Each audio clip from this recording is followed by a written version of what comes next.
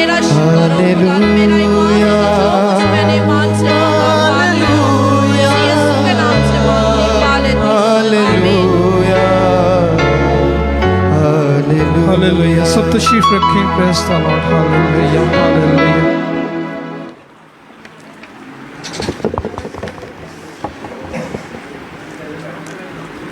यकीनन हम सब ने आज प्रस्तिश के वसीले से काफ़ी बरकत पाई और हम ईमान रखते हैं कि जब खुदा की आवाज़ हम सुनेंगे तो हमारी ज़िंदगियों के अंदर और बरकत आएगी। Praise the lord.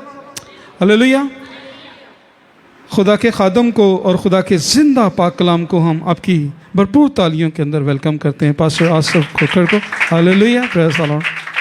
जी पास्टर साहब वेलकम।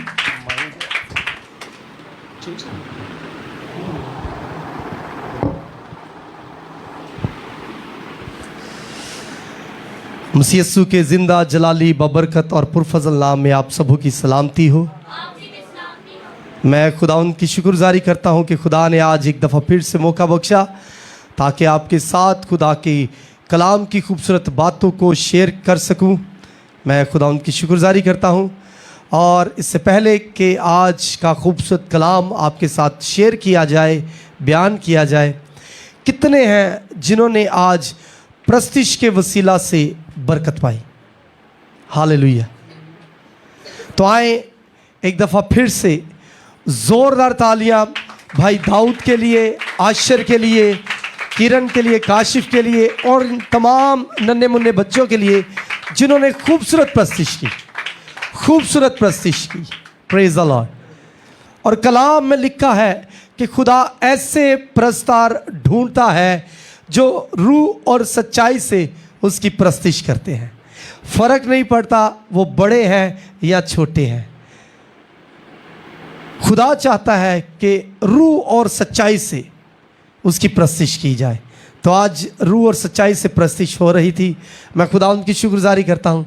मैं जब प्रस्तिश हो रही थी तो सोच रहा था कि एक ऐसा वक्त था कि यहाँ पर प्रस्तार तो नहीं आते थे, लेकिन खुदा के वही प्रस्तार थे जो तालियों के साथ और जो घर में आटा गूंदने वाली परात होती है उसके साथ म्यूज़िक बजाकर प्रस्तिश करते थे। लेकिन अब खुदा उनकी शुक्रगुजारी है कि खुदा ने इंस्ट्रूमेंट्स भी मुहैया किए हुए हैं। खुदा ने खूबसूरत खूबसूरत आवाज़ों वाले प्रस्तार भी मुहैया किए हुए हैं। हालेलुया। तो ये एक बड़ी खुशखबरी है। हालेलुया। आए ज़ोरदार तालियां खुदा उनके जलाल की। और कलाम शुरू होते लेकिन एक ज़रूर मेरी शिकायत है प्रस्तारों से भी और जो घर के मेन लीडर्स हैं, क्योंकि जब लीडर्स कोई एक्शन लेंगे तो तभी कुछ हो सकता है। तो प्रस्तार जो है वो कलाम शुरू होता है तो जमात छोड़कर भाग जाते हैं। इसका मतलब वो अपनी बरकत को, आधी बरकत तो ले जाते हैं लेकिन जो कलाम की बरकत है उसको वो छोड़ जाते हैं। तो मैं समझता हूँ कि मज़बा पर रहना, मौजूद रहना, पूरी बरकत को लेना, ये एक सच्चे मसीही की खूबी है। तो इसीलिए हमें जो इबादत के लवाज़मात हैं उनको पूरी तरह से करना है। किसी से पूछा गया कि कौन कौन से लवाज़मात हैं जो इबादत के अंदर होने चाहिए, कोई बता सकता है कौन कौन से हैं? कोई भी?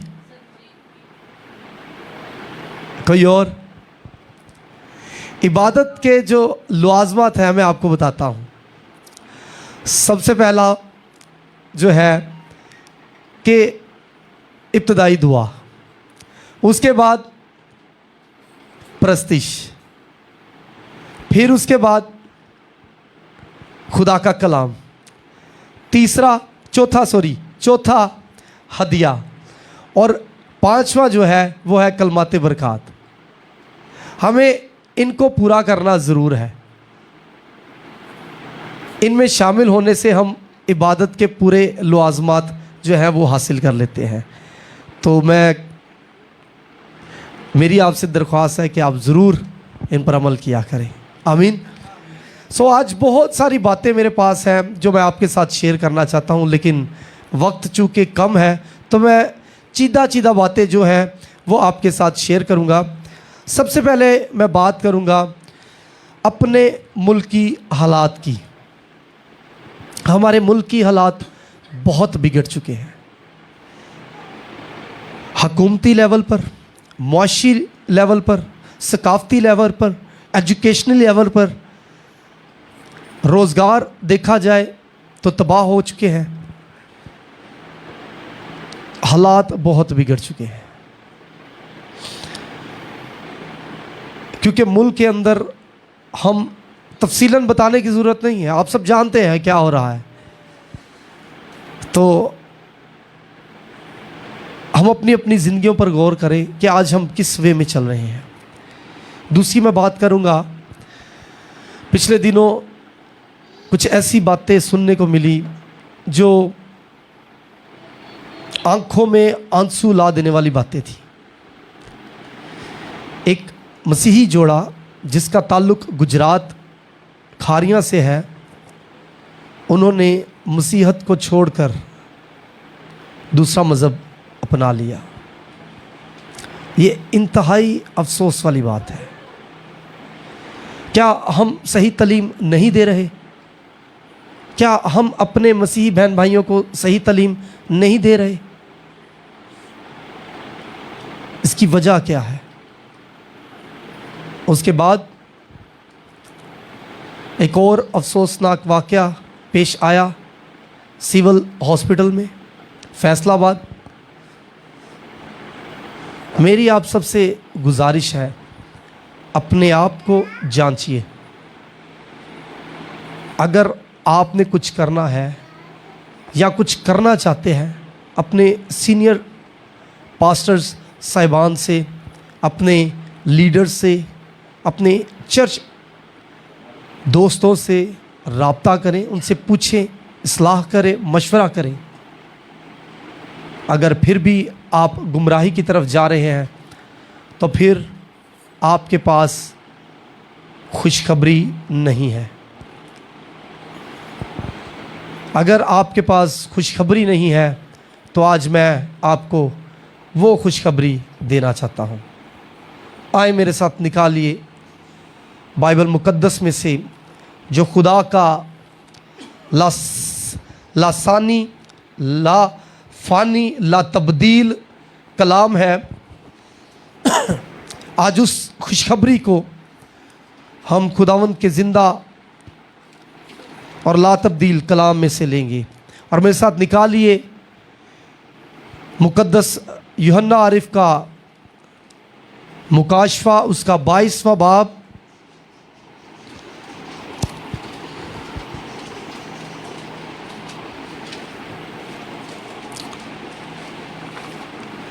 और उसकी 12वीं आयत से हम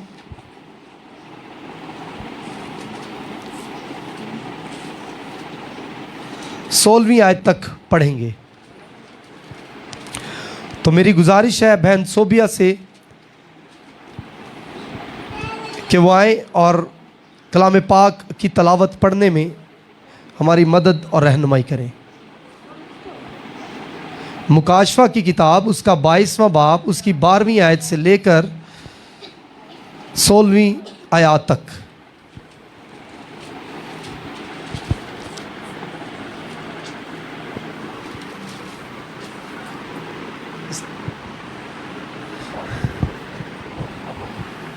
कौन सी आयत से?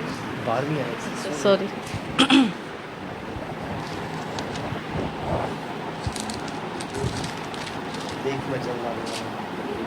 हाँ, खुदावन के पाक कलाम में कुछ यूँ लिखा है, देख मैं जल्द आने वाला हूँ और हर एक के काम के मुआफिक देने के लिए अजर मेरे पास है। मैं अल्फ़ा और ओमेगा, अव्वल लो आखिर, इब्तदा और इंतहा हूँ। मुबारक है वो जो अपने जामे धोते हैं, क्योंकि ज़िंदगी के दरख्त के पास आने का इख्तियार पाएंगे और उन दरवाज़ों से शहर में दाखिल होंगे। मगर कुत्ते, जादूगर और हरामकार और खूनी और बुत परस्त और झूठी बात का हर एक पसंद करने और गढ़ने वाला बाहर रहेगा। मुझ यसु ने अपना फरिश्ता इसलिए भेजा कि कलीसियाओं के बारे में तुम्हारे आगे इन बातों की गवाही दे। मैं दाऊद की असलो नस्ल और सुबह का चमकता हुआ सितारा हूँ। खुदा उनके कलाम पढ़े और सुने जाने पर खुदा उनकी खास बरकत हो। खुदावंद का शुक्र हो। सब कहें खुदावंद का शुक्र हो।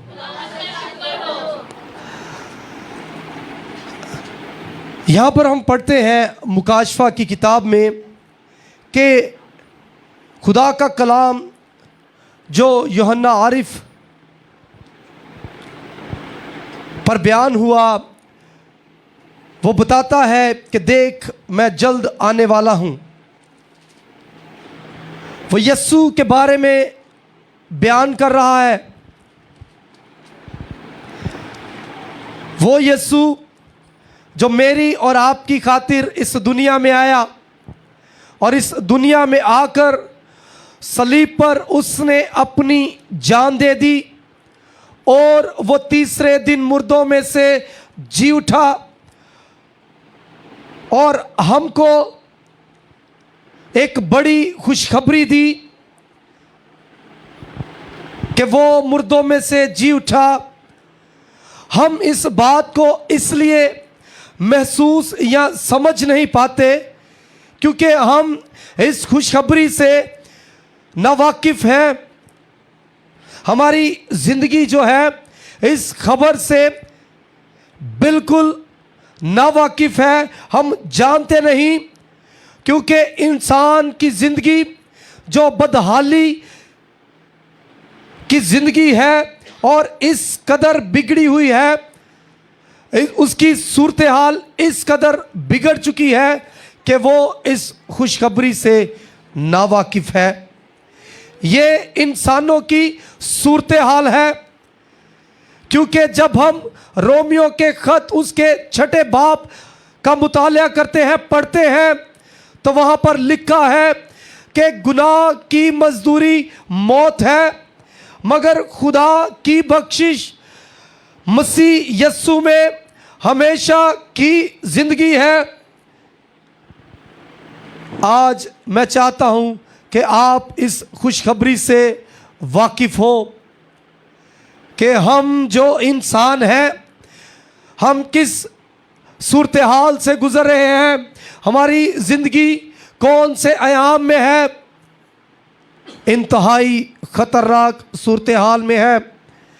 कलाम बयान करता है कि इंसान खुदा के गज़ब के नीचे है और वो खुदा की अदालत के नीचे है, सजाए मौत के अंदर है, वो तरीकी के अंदर है, वो अबलीस और बदरूहों के कब्ज़ा में है और यहाँ से निकल नहीं सकता।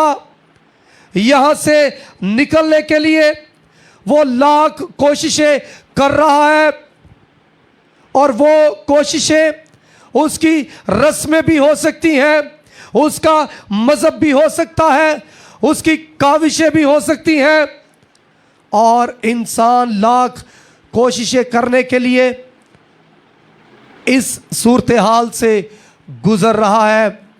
और ये सूरत हाल ऐसी है जैसे कि एक ऐसा कुआं, एक बहुत बड़ा ऐसा कुआं जिसके अंदर तरीकी ही तरीकी है और गुनाह और तरीकी के फल जिसकी बदौलत आज दुनिया जहन्नुम बन चुकी है। अगर हम सारी दुनिया के अंदर चले जाएं, देखें, गौर करें, मुल्कों में चले जाएं, ख़ानदानों में चले जाएं, तो गुनाह हुक्मरानी कर रहा है। ख़ानदानों के अंदर, दुनिया के अंदर, मुल्कों के अंदर, मज़ाहब के अंदर, चर्चिज़ के अंदर, कलीसियाओं के अंदर गुनाह हुक्मरानी कर रहा है। और बाइबल बयान करती है क्योंकि गुनाह की मजदूरी मौत है। इंसान बागी हो चुका है, सरकश हो चुका है, खुदा से दूर है, तरीकी के अंदर है, इसलिए कि दुनिया के अंदर खौफ है, बीमारियां हैं, परेशानियां हैं, दहशत है, जुल्म और सितम है, फरेब है, धोखा है, शादमानी नहीं, बेकरारी है और ऐसा कि जैसा इंसान खोखला हो चुका है, उसकी जिंदगी के अंदर कोई खुशखबरी नहीं है, हालात बिगड़े हुए हैं, और ऐसा मालूम होता है कि दुनिया एक बहुत बड़े मौत के, बहुत बड़े दलदल के कुएं में फंसी हुई है, और कोई नहीं है जो इस दलदल, इस मौत के कुएं में से उसको बाहर ले आए।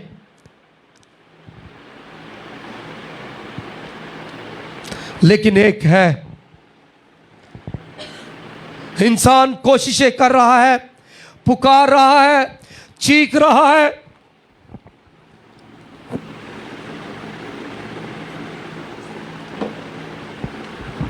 हाय हाय कर रहा है, लेकिन कोई नहीं है जो इसको बचाने के लिए उस कुएं के अंदर जा सके। वो कोशिशें कर रहा है, अपनी काविशों से, अपने मजहब के अंदर रहकर वो इस कुएं के अंदर से निकलने की कोशिश कर रहा है, लेकिन कोई नहीं है जो उसको छुड़ाने या बचाने के लिए उस कुएं के अंदर जा सके। लेकिन मेरे अजीजों, हम पढ़ते हैं यूहन्ना रसूल की मार्फत उसके 3 बाब की 16वीं आयत में कि खुदा ने दुनिया से ऐसी मोहब्बत रखी कि उसने अपना इकलौता बेटा बख्श दिया, ताकि जो कोई उस पर ईमान लाए हलाक ना हो बल्कि हमेशा की जिंदगी पाए। उसने अपने बेटे को बख्श दिया, और उस बेटे ने इस दुनिया में आकर ऐसा नहीं किया कि बाहर से ऑर्डर करे कि ये करो तो तुम इस कुएं में से बाहर निकल आओगे, बल्कि बेटा खुद उस कुएं में उतर गया।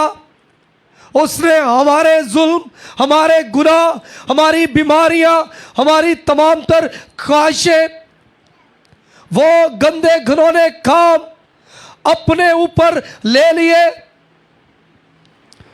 और यीशु मसीह ने एक सीढ़ी लगा दी, और वो सीढ़ी उसकी सलीब थी। उसने रवायती तौर पर ऑर्डर नहीं किया, हुक्म नहीं दिया, बल्कि खुद लानत बन गया मेरी और आपकी खातिर, बल्कि इस दुनिया की खातिर वो उस कुएं में के अंदर उतर गया और कहा कि मेरी सलीब के नीचे आ जाओ। ये रास्ता है, ये अबदी रास्ता है जो तुम्हें इस कुएं में से निकलने के लिए मैं देता हूं। अबलीस तुम्हारा दुश्मन है और खुदा तुम्हारा खालिक है। उसने डर पैदा किए, बीमारियां लोगों के अंदर फैलाई, लेकिन यीशु ने आकर वो डर खत्म कर दिया, बीमारियों से इंसानों को रिहाई दी, शिफाएं दी। उसने मुर्दों को जिंदा किया और उसने तालीम दी। लेकिन सबसे बड़ी बात खुदावंद ने इंसान के लिए ये किया कि अगर तुम इस कुएं में से बाहर आना चाहते हो तो फिर मेरे पास इलाज है, और वो इलाज उसकी सलीब है। वो हमें इत्मीनान और हमें खौफ के अंदर से निकालना चाहता है, वो हमें निजात देना चाहता है। और वो कुआं जो धंसता चला जाता है अंदर की तरफ, दलदल की तरह है, उस कुएं में से निकालने के लिए मेरा और आपका यीशु वहां उतर गया और उसने रिहाई दी। मुझे और आपको, हम पढ़ते हैं खुदा के कलाम में कि वो मेरी और आपकी खातिर इस दुनिया में आया, उसने अपने आप को उनके हवाला कर दिया। वो मेरी और आपकी खातिर मारा और कूटा हुआ, सताया हुआ, जुल्म सितम सहने के लिए तैयार हो गया। मेरी और आपकी खातिर उसके मुंह पर थूका गया, तमाचे मारे गए, उसके कपड़ों पर कुर्रा डाला गया, कांटों का ताज उसके सर पर रखा गया। और इब्लीस ने एक बहुत बड़ी प्लानिंग की कि अब ये जिंदा नहीं होगा, बल्कि अब ये कब्र के अंदर दफन हो जाएगा। लेकिन मेरा और आपका यीशु ना सिर्फ उस कुएं में दाखिल होने के बाद हमें उस कुएं में से, उस दलदल में से, उस जुल्म में से, उन बीमारियों में से निकालने के बाद वहां रहा, बल्कि कब्र और मौत पर फतह पाई और तीसरे दिन मुर्दों में से जी उठा। ये है मेरा और आपका यीशु।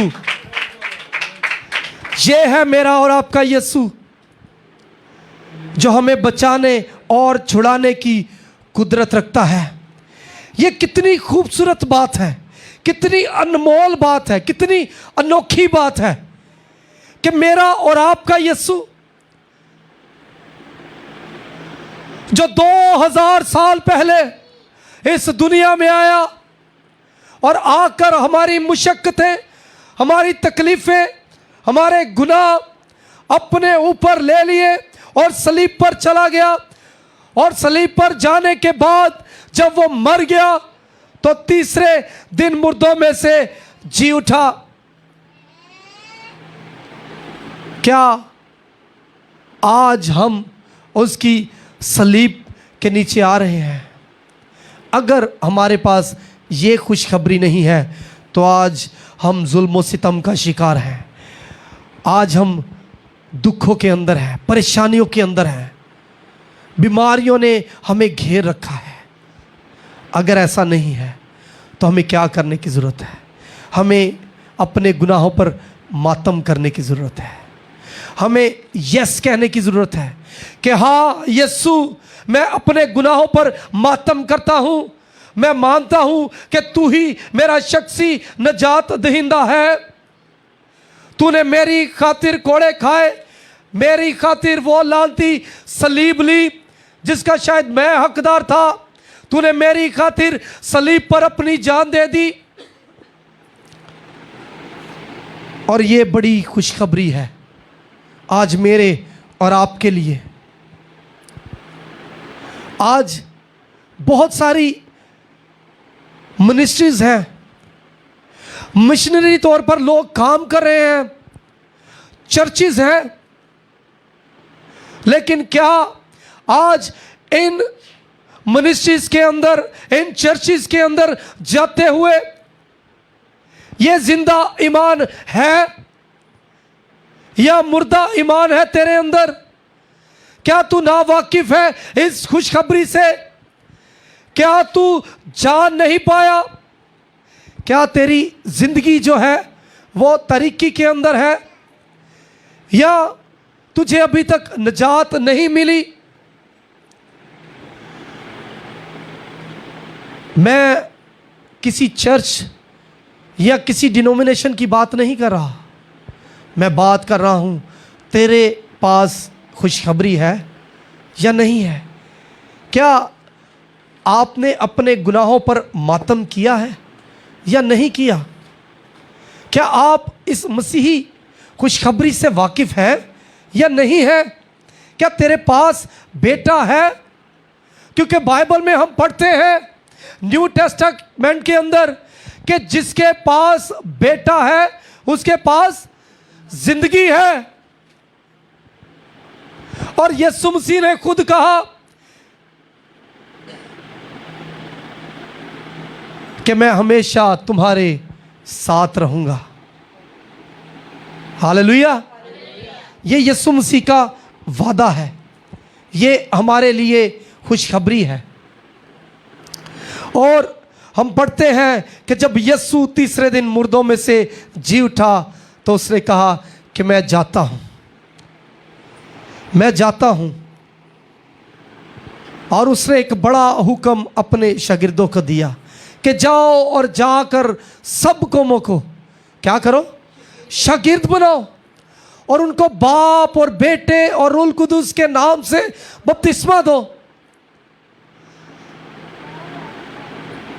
उनको बपतिस्मा दो और उनको ये तालीम दो कि उन सब बातों पर जो कलाम की बातें हैं, जो मैंने तुम्हें सुनाई है, पर अमल करे तो देखो मैं दुनिया के आखिर तक हमेशा तुम्हारे साथ रहूँगा। फिर चाहे जुल्म कितने आ जाए, हालात बिगड़ जाए, बीमारियां घेर ले, हालात किस कदर बिगड़ चुके हैं, जिंदगी दब के रह गई है, कोई नहीं है जो हमें बचा सके।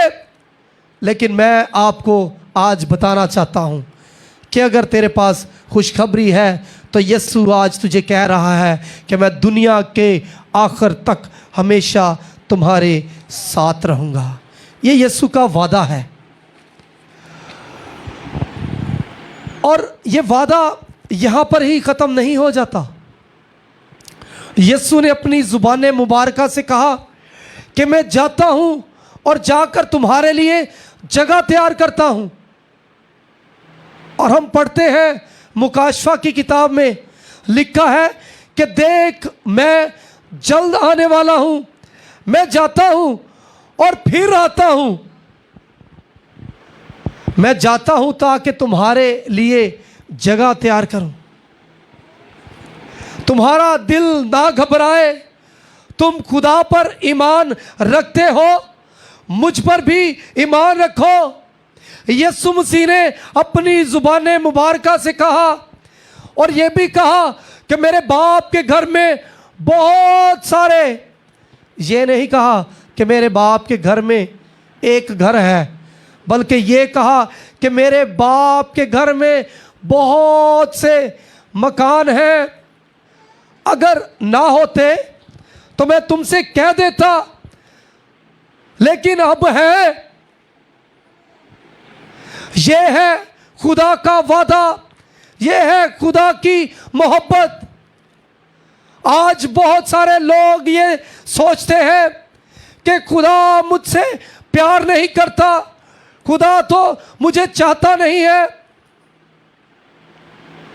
मेरे पास छोटा घर है, मेरे पास इतने सोर्स नहीं है, मेरी इनकम इतनी ज़्यादा नहीं है। लेकिन आज मैं आपको बताना चाहता हूं, आप बहुत अच्छे हैं उन लोगों से जो बड़े बड़े घरों में रहते हैं। वो क्यों? क्योंकि उनके पास नजात नहीं है, उनके पास खुशखबरी नहीं है। तू अच्छा है उन सब से, क्योंकि आज तेरे पास खुशखबरी है, तेरे पास नजात है, तेरे पास यीशु है। क्योंकि यीशु ने वादा किया है कि मेरे बाप के घर में बहुत से मकान हैं। फर्क नहीं पड़ता कि तेरा मकान छोटा है, तेरे पास पैसे नहीं हैं, इनकम सोर्स नहीं है। फर्क पड़ता है कि क्या तेरे पास यीशु है। अगर तू निजात याफ्ता है तो खुदा तेरे पास है, हमेशा की ज़िंदगी तेरे पास है। हालेलुया। आए उस यीशु के लिए ज़ोरदार तालियां बजाएं।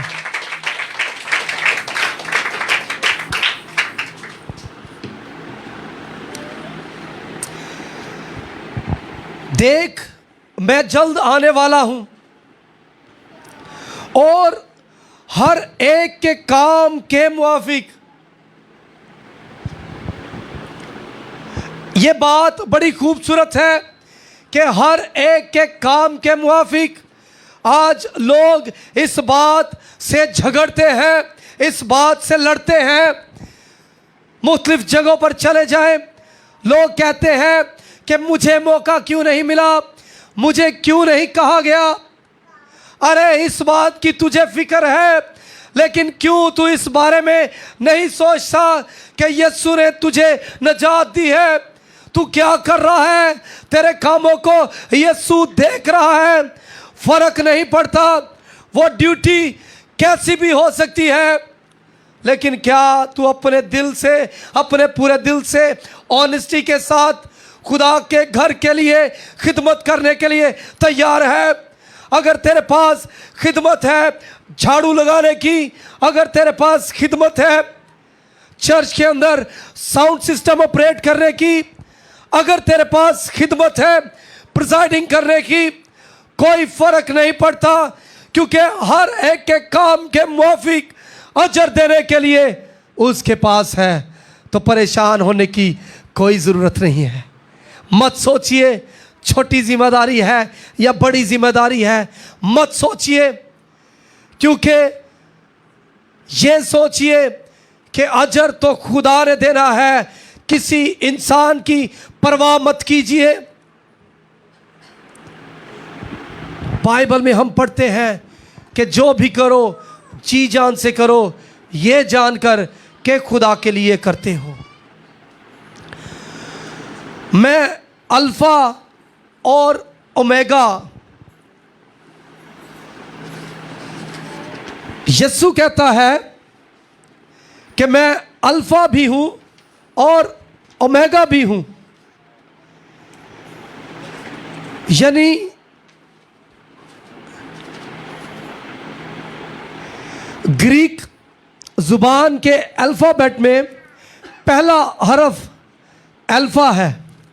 जैसे अंग्रेज़ी में ए पहला हरफ है, उर्दू में अलिफ पहला हरफ है। यीशु कहता है मैं अल्फ़ा भी हूँ ओमेगा भी हूँ, यानी अलिफ पहला है और ये आखिरी है। और अंग्रेज़ी में ए पहला है और जेड आखिरी है। यीशु कहता है मैं अल्फ़ा भी हूँ, मैं ओमेगा भी हूँ, मैं ए भी हूँ, मैं जेड भी हूँ, मैं अलिफ भी हूँ, मैं ये भी हूँ, यानी सारा इल्म सारी हिकमत मेरे पास है, क्योंकि मैं अल्फ़ा भी हूँ, मैं ओमेगा भी हूँ। सारी हिकमत, सारा इल्म, सारी रोशनी ये मेरे पास है। मैं अल्फा हूं, मैं ओमेगा हूं, मैं अव्वल भी हूं, मैं आखिर भी हूं। जैसे कि अगर एक फोन को देखा जाए तो जब तक उसे चार्ज ना किया जाए वो काम नहीं करता। उसे चलाने के लिए सबसे पहले उसको चार्ज करना पड़ता है, बिजली की ज़रूरत पड़ती है, इलेक्ट्रिसिटी चाहिए, फिर चार्जर चाहिए, फिर वो पिन चाहिए जो उसमें लगे, फिर वो उसके अंदर ट्रांसफ़र बिजली होती है, उसकी बैटरी फुल होती है, फिर वो काम करता है। ये माइक है, इसका कनेक्शन जो है वो मिक्सर के साथ है, साउंड सिस्टम के साथ। अगर इसे डिस्कनेक्ट कर दिया जाए तो ये काम नहीं करता। अब इंसान की बात करते हैं, उसे जिंदा रहने के लिए खाना पड़ता है, कढ़ाइयाँ खानी पड़ती हैं, अच्छे अच्छे खाने खाने पड़ते हैं, पराठे खाने पड़ते हैं, लजीजा डिशेस खाने पड़ते हैं। अगर एक टाइम खाना ना मिले तो कहने हाय मेरा तो बीपी लो हो गया जी है, मेरी तो शुगर की बात हो ना, मेरा तो बीपी बड़ा लो हो गया, मैंने कुछ खा नहीं दे दो। आज मैं अपनी अम्मी को हॉस्पिटल लेकर गया, उनको शुगर है, तो घर से वो खाना खा कर गई, खरबूजा भी खा कर गई। तो 1 घंटे के बाद आसफ मैं तो सुबह दे 2 रस खाते ने, मेरा तो बीपी बड़ा लो हो गया है। ये सूरत हाल है हम इंसानों की। लेकिन यीशु जो खुदा का हकीकी बेटा है, उसे जिंदा रहने के लिए किसी सोर्स की जरूरत नहीं है कि बाहर से कोई आए और उसको चार्ज करे। उसे जिंदा रहने के लिए किसी चीज की जरूरत नहीं है। इसलिए उसने कहा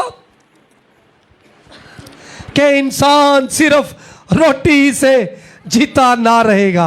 हालेलुया, ये है मेरा और आपका यीशु। हाँ, इस यीशु के लिए जोरदार तालियां बजाएं।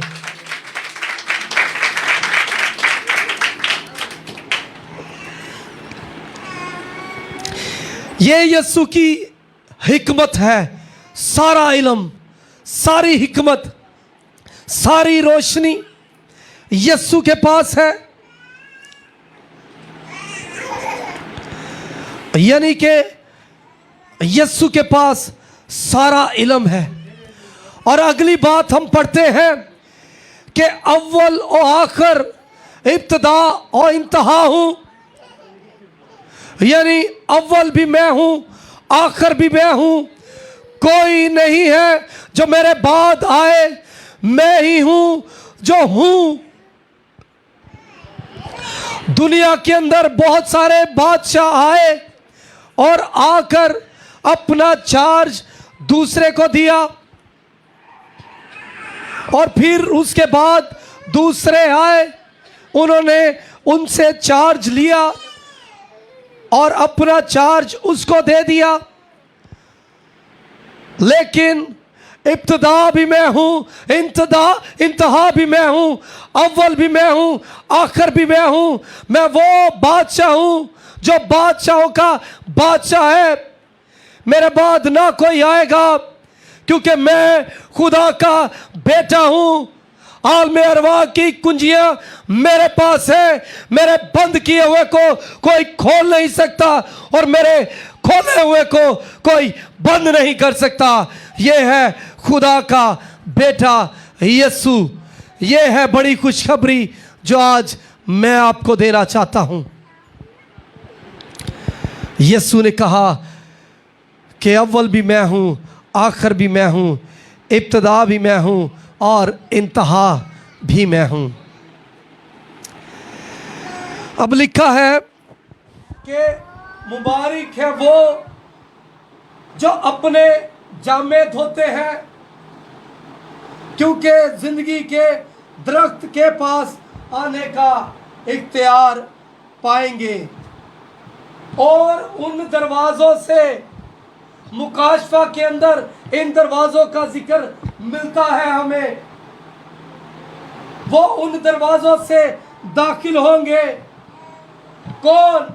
वो जो अपने जामे धोते हैं, अपने गुनाहों पर मातम करते हैं, गिरयाजारी करते हैं, इकरार करते हैं और कहते हैं, हाँ ऐ बाप, मैं गुनाहगार इंसान हूँ, मैंने अपनी जिंदगी के अंदर ये गुनाह किया है, मैं अपने गुनाहों को छोड़ना चाहता हूँ और इकरार करता हूँ कि तू ही खुदा का बेटा है।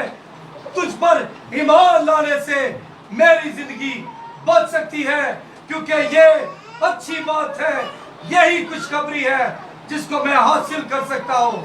इसीलिए खुदा का कलाम बयान करता है कि मुबारक है वो जो अपने जामे धोते हैं।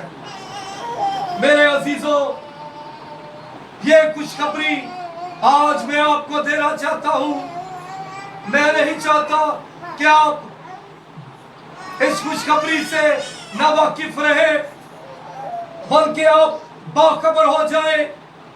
आपको यह खुशखबरी डिलीवर करना एक खादम होते हुए मेरी और तमाम चर्चिस की जिम्मेदारी है। हम मसीही मुबारक लोग हैं। क्यों? क्योंकि ये खुशखबरी मेरे और आपके पास है। इसलिए इस खुशखबरी को जानना बहुत जरूरी है, ताकि हम मुल्क के अंदर रह सके, इस कौम के अंदर रह सके। हमारी जिंदगियां जो नावाकिफ हालात से गुजर रही है, मुश्किल हालात से गुजर रही है, हम उनका सामना कर सकें। और इसके लिए हमें इस खुशखबरी से वाकिफ होना बहुत ज़रूरी है, जानना कलाम को बहुत ज़रूरी है। क्योंकि बाइबल मुकद्दस के अंदर मुकद्दस पौलुस रसूल बयान करते हैं कि इब्लीस धाड़ने वाले शेर बब्बर की मार ढूंढता फिरता है कि किसको फाड़ खाए। वो आपको फंसाना चाहता है, वो आपको फाड़ना चाहता है, आपको मुश्किल हालात में डालना चाहता है।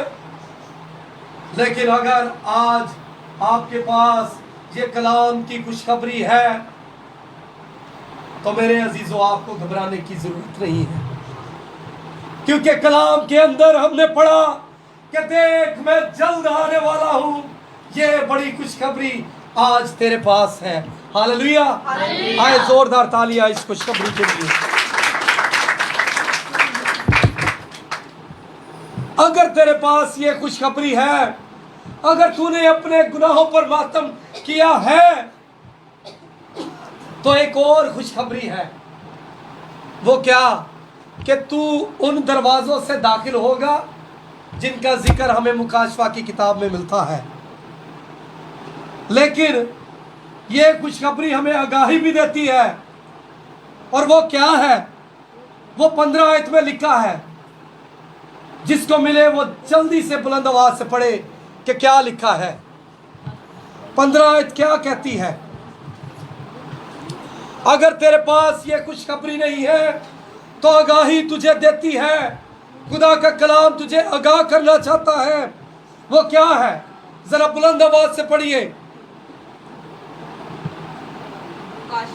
मुकाशफा 22 बाब उसकी 15 आयत।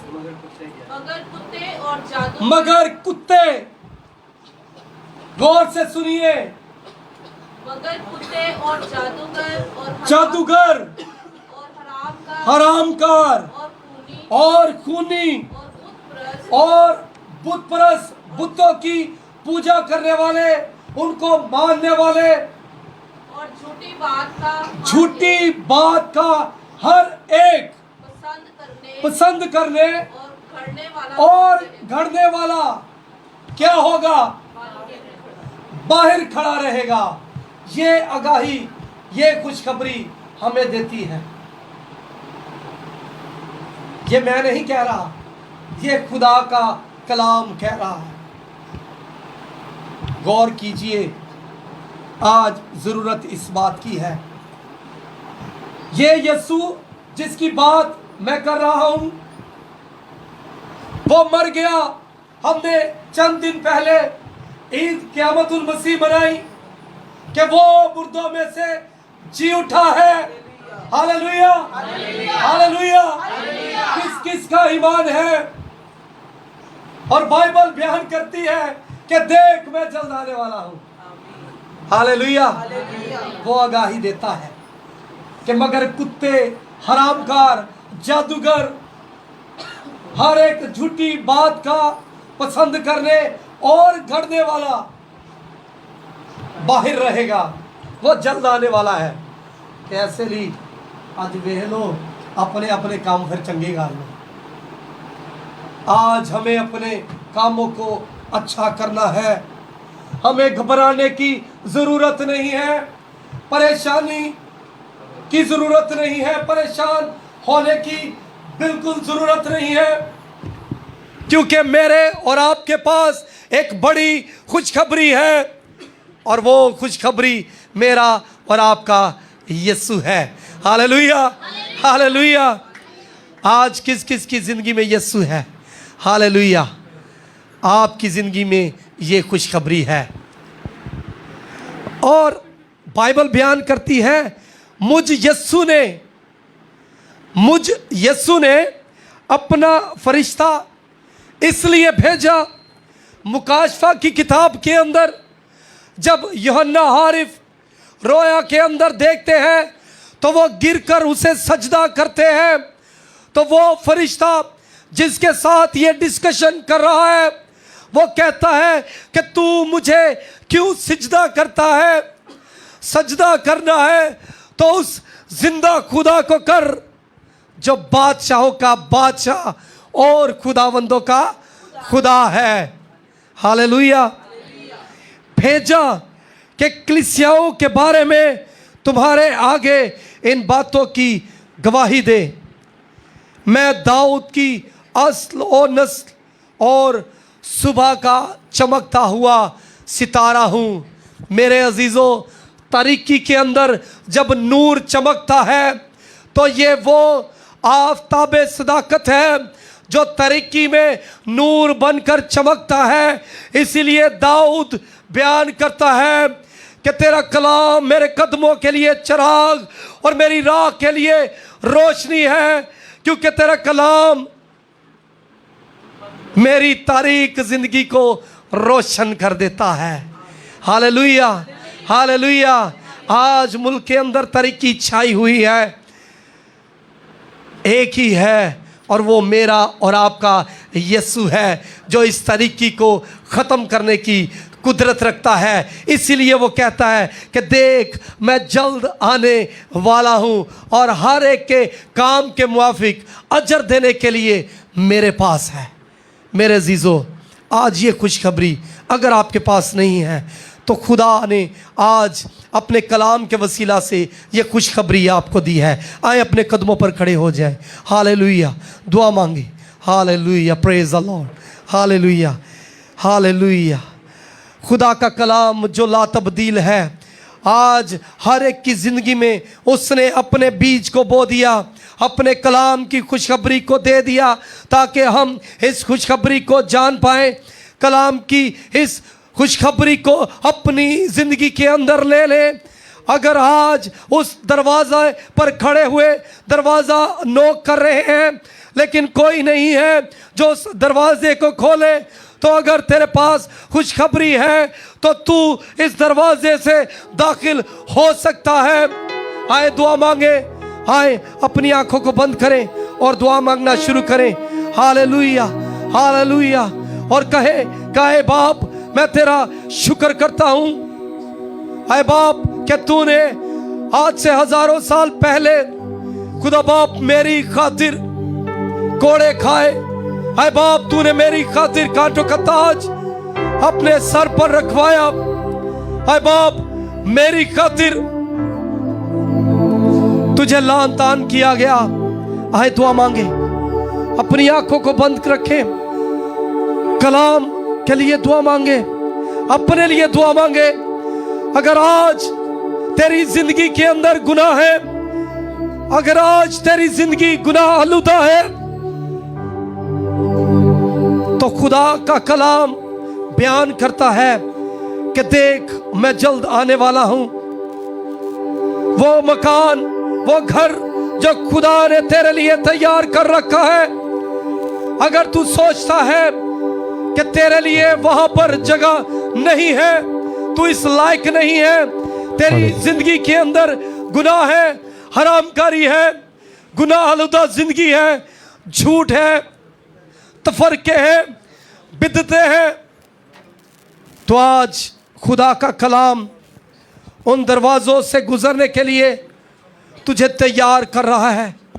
इकरार कर लीजिए, इकरार कीजिए और कहिए, आए खुदावंद मैं अपने आप को तेरे इस्तकबाल के लिए तैयार करता हूँ। मैं इस खुशखबरी को मान लेता हूँ क्योंकि ये तेरे कलाम में से है।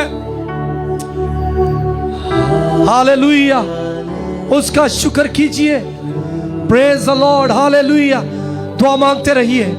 अगर आज बीमारियों ने आपको जकड़ रखा है, आज बीमारियां आपकी जिंदगी के अंदर है, तो ईमान रखिए कि वो उस कुएं के अंदर उतर चुका है। वो आपको इस दलदल के अंदर से, इन बीमारियों के अंदर से निकालने को है।